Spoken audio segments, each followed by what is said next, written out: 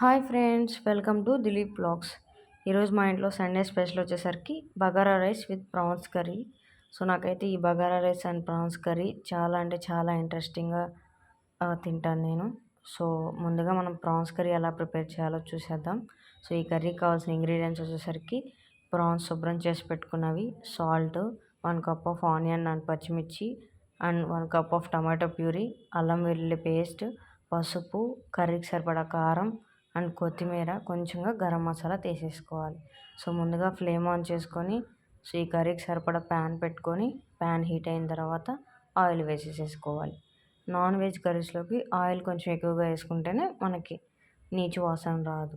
Oil heat అయిన తర్వాత ముందుగా కట్ చేసి పెట్టుకున్న ఆనియన్స్ అండ్ పచ్చిమిర్చి వేసేసుకోవాలి. సో ఈ ఆనియన్స్ అండ్ పచ్చిమిర్చి కొంచెం మెత్తబడే వరకు ఫ్రై చేసుకుంటే చాలు. నెక్స్ట్ ముందుగా ప్రిపేర్ చేసేట్టు పెట్టుకున్నటువంటి ప్రాన్స్ వేసేసుకోవాలి.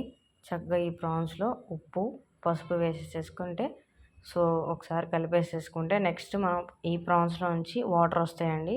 ఆ ప్రాన్స్లో నుంచి వచ్చే వాటర్తోనే చక్కగా ప్రాన్ పీస్ అనేది ఉడికిపోతుంది. చూసారా?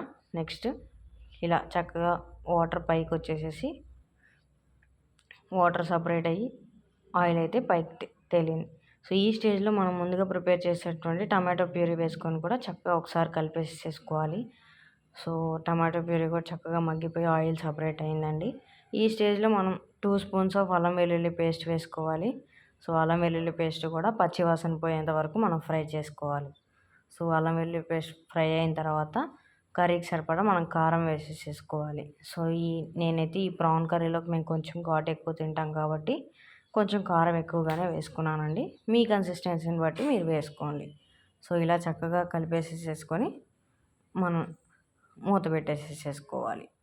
సో ఇలా మనం ముందుగా ప్రిపేర్ చేసుకున్న మసాలా ప్రిపేర్ చేసుకున్న మిక్సీ జార్లో కొంచెం వాటర్ వేసేసుకొని ఈ కర్రీలో వేసేసుకోవాలి. ఎందుకంటే మరి కర్రీ మొత్తం డ్రైగా ఉండకుండా కొంచెం గ్రేవీ కన్సిస్టెన్సీ థిక్నెస్ వచ్చేలాగా వాటర్ కొంచెం యాడ్ చేసుకుంటే సరిపోతుంది. చూసారా? గ్రేవీ ఈ కన్సిస్టెన్సీ వచ్చినప్పుడు కొంచెంగా మనం గరం మసాలా వేసేసుకోవాలి. సో గరం మసాలా వేసేసుకొని చక్కగా ఒకసారి కలిపేసేసుకొని నెక్స్ట్ మనం లాస్ట్లో ఇంకా కొత్తిమీర తరుగు కొంచెం వేసేసుకొని చక్కగా 1 మినిట్ పాటు మగ్గనిస్తే ఆ కొత్తిమీర ఫ్లేవర్స్ కూడా చక్కగా కర్రీకి పడతాయి. సో చూసారా? గ్రేవీ కన్సిస్టెన్సీ మనకి ఇలా దగ్గర పడుతుందని అనుకున్నప్పుడు మనం చక్కగా ఇంకా స్టవ్ ఆఫ్ చేసేసుకుంటే సో మనం రైస్లో కలుపుకోవడానికైనా చాలా బాగుంటుంది ఈ కర్రీ. సో నెక్స్ట్ మనం సర్వ్ చేసుకుందాం. సో ఎంతో టేస్టీగా ఉండే prawn curry ready. So next biryani ఎలా చేసుకోవాలో చూసేద్దాం. ముందుగా ఫ్లేమ్ ఆన్ చేసుకొని బిర్యానీ హండీ పెట్టేసేసుకొని నేను 1 టేబుల్ స్పూన్ గీ వేసుకున్నానండి. కొంచెం ఆయిల్ కూడా వేసుకుంటున్నాను. నెక్స్ట్ ఆయిల్ హీట్ అయిన తర్వాత కొంచెంగా బిర్యానీ స్పైసెస్ వేసుకోవాలి. ఈ బిర్యానీ స్పైసెస్లో చక్కగా వేసేసుకొని ఫ్రై అయిన తర్వాత ఆనియన్స్ అండ్ పచ్చిమిర్చి కూడా వేసుకొని ఫ్రై చేసుకోవాలి. ఆనియన్స్ అండ్ పచ్చిమిర్చి కొంచెం మెత్తబడిన తర్వాత నేనైతే 10-15 జీడిపప్పులు కూడా వేసుకున్నానండి. నాకైతే చాలా చాలా ఇష్టం, అందుకనే వేసుకున్నాను. మీ ఇంట్రెస్ట్ని బట్టి మీరు వేసుకోండి. చక్కగా ఇవి ఫ్రై అయిన తర్వాత 1 కప్ ఆఫ్ టమాటా ముక్కలు కూడా వేసుకోవాలి. సో ఈ టమాటా ముక్కలు కూడా చక్కగా ఫ్రై అయిన తర్వాత 1 టేబుల్ స్పూన్ దాకా అల్లం వెల్లుల్లి పేస్ట్ వేసేసుకొని చక్కగా అల్లం వెల్లుల్లి పేస్ట్ కూడా ఫ్రై అయ్యేంత వరకు ఫ్రై చేసేసుకోవాలి. సో ఇలా అల్లం వెల్లుల్లి పేస్ట్ పచ్చివాసన పోయి ఫ్రై అయిన తర్వాత కొత్తిమీర, పుదీనా తరుగు వేసేసుకొని చక్కగా మనం కలిపేసేసుకోవాలి. సో ఈ బిర్యానీ స్పైసెస్, ఈ మసాలాలు, కొత్తిమీర, పుదీనా చక్కగా ఫ్రై అయ్యేంత వరకు మనం చక్కగా ఫ్రై చేసుకున్న తర్వాత సో నేనైతే 3 కప్స్ ఆఫ్ బాస్మతి రైస్ తీసుకున్నానండి. సో ఇక్కడ మెజర్మెంట్ వచ్చేసరికి 1 కప్కి 1.5 కప్పు వాటరు.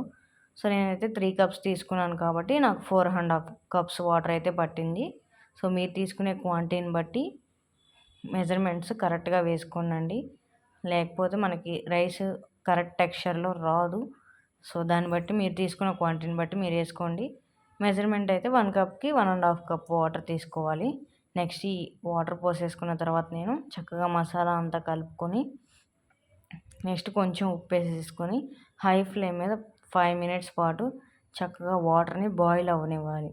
సో ఇలా చూడండి, చక్కగా వాటర్ బాయిల్ అవుతున్నప్పుడు సో నేను బాస్మతి రైస్ అయితే ముందుగా హాఫ్ అన్ అవర్ పాటు నానబెట్టుకొని ఉంచుకున్నానండి. నానబెట్టుకొని ఉంచుకోవడం వల్ల రైస్ చక్కగా పొడి పొడిలాడుతూ ఉంటుంది మనం ఉడికినాక. నెక్స్ట్ ముందుగా నానబెట్టుకున్నటువంటి బాస్మతి రైస్ అయితే నేను వేసేసుకుంటున్నాను. చక్కగా వాటర్ బాయిల్ అయిపోయినాయి కాబట్టి.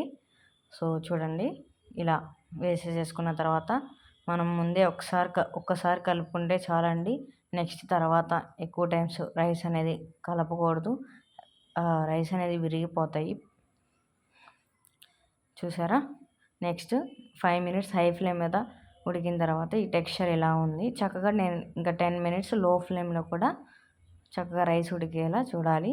సో ఇలా రైస్ ఉడికిన తర్వాత చూసారా, ఈ టెక్స్చర్లో వచ్చింది. 5 మినిట్స్ 10 మినిట్స్ లో ఫ్లేమ్ మీద ఉడికినాక ఇంకా కొంచెం నీరు ఉంది కాబట్టి నేను మళ్ళీ పెట్టాను. చూడండి, ఈ కన్సిస్టెన్సీ వస్తే మనకు చాలు. సో ఎంతో టేస్టీగా ఉండి బగారా రైస్ రెడీ అయింది. సో నా హస్బెండ్ అయితే ఈరోజు అరిటాకులో సర్వ్ చేసుకుందామన్నారు. అందుకే మేము అరిటాకులో సర్వ్ చేసుకుంటున్నాం. సో మీకు కనుక ఈ వీడియో నచ్చినట్టయితే లైక్ చేయండి, షేర్ చేయండి, నా ఛానల్ సబ్స్క్రైబ్ చేసుకోండి. Bye friends.